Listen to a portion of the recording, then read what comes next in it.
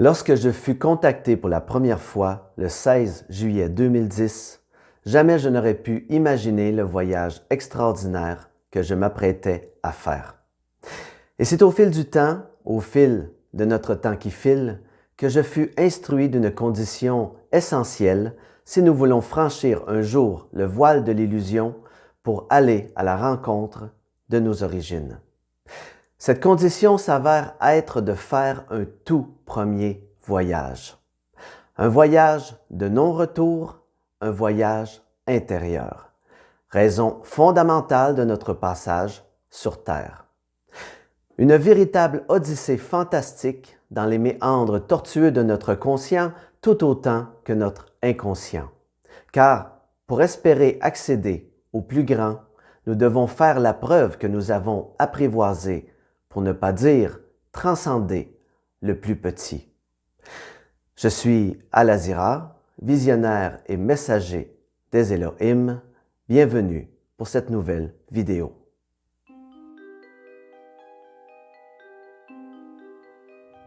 Dans la Bible hébraïque originelle, il n'est pas écrit Dieu, mais bien Elohim. Et Elohim signifierait ceux qui sont venus du ciel. Elohim est écrit au pluriel, alors que Dieu est au singulier. Le singulier de Elohim étant Eloah. Il est également écrit « L'homme a été créé à l'image et selon la ressemblance de Dieu ». Sachant que le mot Dieu aurait usurpé le terme originel de Elohim, que ce dernier est au pluriel alors que Dieu est au singulier et que le terme Elohim signifierait ceux qui sont venus du ciel, si l'on accorde une juste valeur à ces écrits anciens, il n'y a plus de doute possible. Nous sommes le fruit d'une intelligence extraterrestre descendue un jour sur Terre pour y implanter la vie.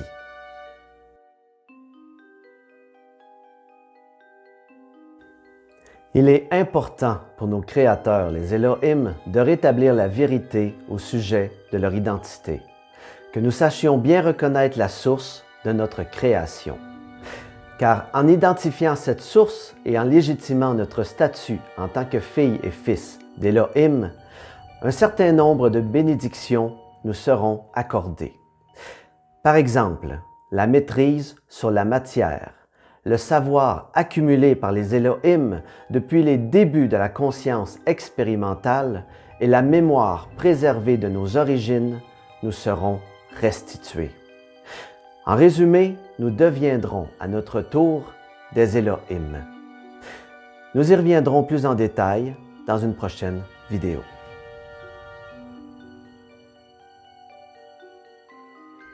Pour ma part, je n'ai jamais été très enthousiaste à l'idée de revenir sur des écrits anciens. Tout en étant bien ancré dans le présent, j'aurais plutôt tendance à avoir le regard tourné vers le futur plutôt que le passé. Cela s'explique sûrement par la mission qui me fut attribuée. C'est donc à la demande de mon alter ego Elohim que je ferai parfois référence à certains passages de la Bible et plus particulièrement le livre de la Genèse. J'utiliserai également le terme de Elohim et ou d'éternel. Éternel étant un qualificatif pour définir le peuple Elohim.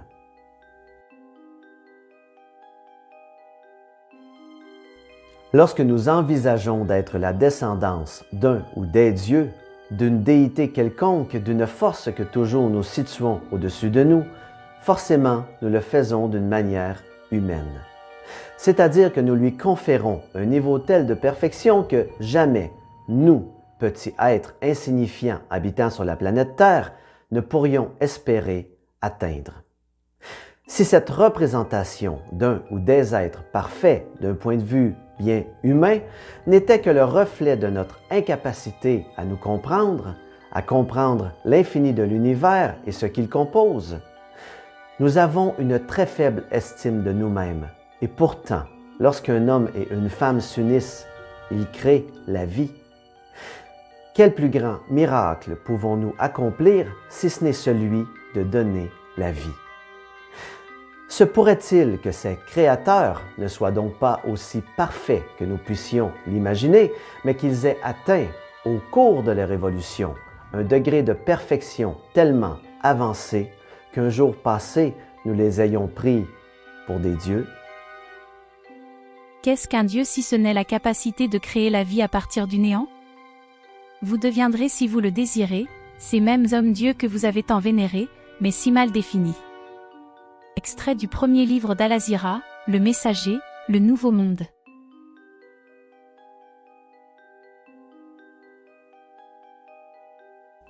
Si les Elohim nous ont créés, alors qui a créé les Elohim? Cette question est sans doute la question qui m'a été la plus posée au sujet des Elohim.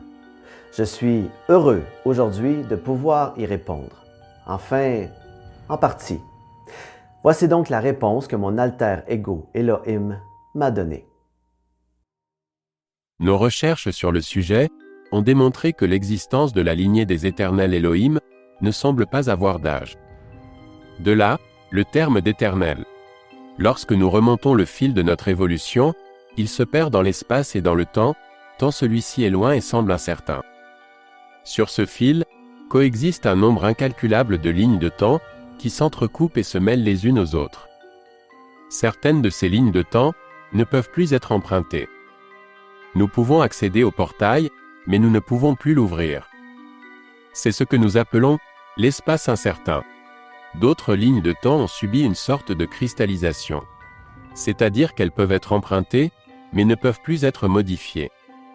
C'est ce que nous appelons l'espace figé. Nous savons également que l'accès à certaines lignes de temps a été délibérément scellé, parfois même de l'intérieur, afin de ne plus être empruntées. Puisque certaines de ces lignes de temps présentaient un danger potentiel, il s'avérait plus sage de les fermer. C'est ce que nous appelons l'espace interdit. Et il reste toutes les autres lignes de temps auxquelles nous avons pu accéder. C'est ce que nous appelons l'espace libre. Ce que nous avons pu y observer est sans fin. Mais malgré nos nombreuses recherches et notre quête quasi incessante à lever le voile sur nos origines, le résultat fut vain. Nous avons compris durant cette longue investigation que, peu importe ce qu'aurait pu être se passer, rien ne changera le fait que, tout comme vous, le futur nous appartient, et nous avons le pouvoir de le réécrire à tout moment. Peu importe la ligne de temps que nous empruntons, et l'espace dans lequel nous nous situons. Depuis ce jour, nous avons cessé toute recherche en ce qui a trait à nos origines. Je ne sais pas pour vous, mais personnellement, cette réponse me satisfait. Vous me direz ce que vous en pensez dans les commentaires. Je suis très intéressé de vous entendre sur le sujet. Si vous avez des questions, je me ferai un plaisir, bien sûr, d'y répondre.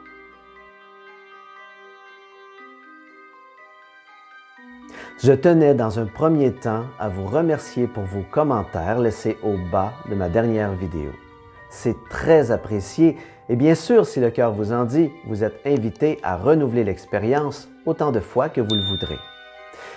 Pour les autres, nous dirons les plus timides, sachez qu'un nouvel espace d'expression vient tout juste de se libérer au bas de cette nouvelle vidéo. Lors de notre prochaine rencontre, nous allons aborder un sujet qui, j'en suis convaincu, n'a jamais été mis en perspective jusqu'à ce jour et qui ne manquera pas de vous surprendre. Je vous laisse le soin de vous faire votre propre idée avec l'extrait qui suit. Malgré cette exceptionnelle combinaison de sagesse et de talent hors du commun, qui faisait de lui, la référence, le peuple des éternels Elohim, aspirait à un idéal jamais encore atteint. Un idéal qui, à ses yeux, était perçu comme l'ultime perfection. Accéder à la vie éternelle, tout en conservant une éternelle jeunesse, ainsi qu'une éternelle beauté. Car il va sans dire, les femmes et les hommes d'origine Elohim n'avaient rien à envier à qui que ce soit. Bien au contraire.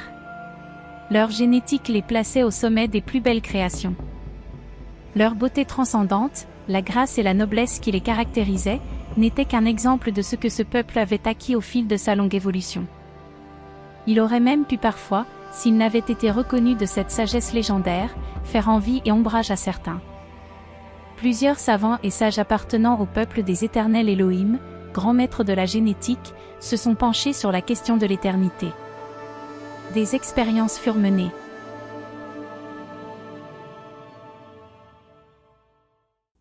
Je suis Al-Azira, visionnaire et messager des Elohim. À très bientôt pour une prochaine vidéo.